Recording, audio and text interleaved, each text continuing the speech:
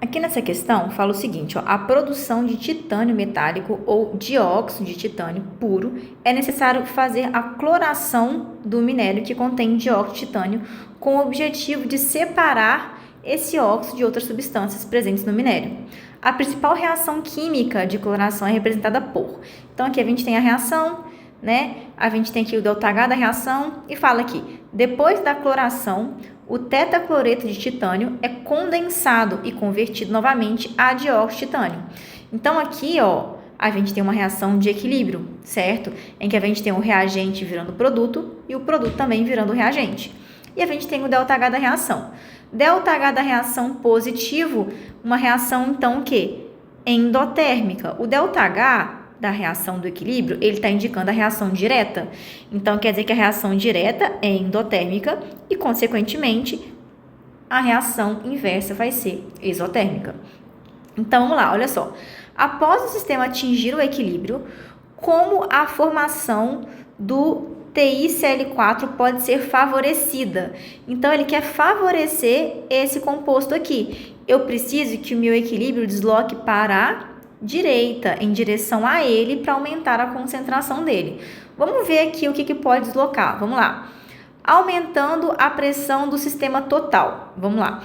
Quando a gente aumenta a pressão do sistema total, ele desloca para o sentido de menor número de mols gasosos para poder compensar isso, tá? Então, menor número de mols gasosos para poder compensar esse aumento de pressão que foi a nossa perturbação. Vamos ver os mols gasosos. Eu tenho 2 mols gasosos no reagente, esse cara é sólido, não conta. E aqui eu tenho 1 com 1, eu também tenho 2 mols gasosos no produto.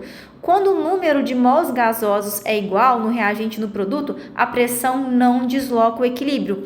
Então, a letra A está incorreta porque a pressão não desloca o equilíbrio. Pensando na pressão total do sistema, né? A pressão total não desloca o equilíbrio porque o número de mols gasosos no reagente e no produto são iguais. Vamos para a letra B, diminuindo a temperatura do sistema.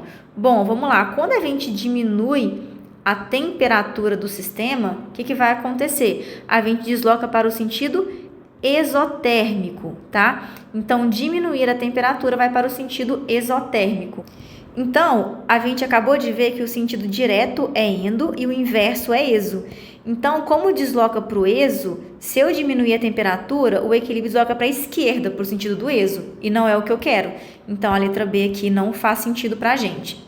Letra C, aumento da pressão parcial de O2. Quando a gente aumenta a pressão parcial de O2, ou pressão parcial de qualquer gás, o equilíbrio desloca no sentido contrário, para poder consumir esse excesso de O2 que foi colocado. Então, desloca para a esquerda. Então, também não faz sentido. Aumento da pressão parcial de Cl2. Se eu aumentar a pressão parcial de Cl2, igual eu falei, o equilíbrio desloca no sentido contrário, para consumir esse excesso de Cl2 que foi colocado.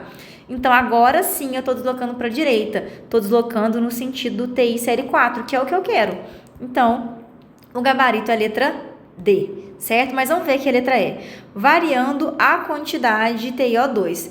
Bom, eu quero aumentar a quantidade dele. Então, mexer com ele não faz muito sentido. Eu quero deslocar a reação no sentido dele. Então, essa questão aqui, né? Essa alternativa de aumentar a pressão parcial e deslocar em direção a ele é a melhor opção, tá? Porque variar ele, né, no caso, se a gente aumenta, se por acaso eu aumentasse a concentração dele, ia para o lado oposto, não faz sentido, né? Se eu diminuir a concentração dele, até que desloque em direção a ele, só que eu vou diminuir a concentração dele, sendo que eu quero aumentar a concentração dele, não faz sentido, né? Então, aqui, variar o TiO2 não. Então, o gabarito é mesmo a letra D, que eu vou aumentar o Cl e desloco para o lado oposto.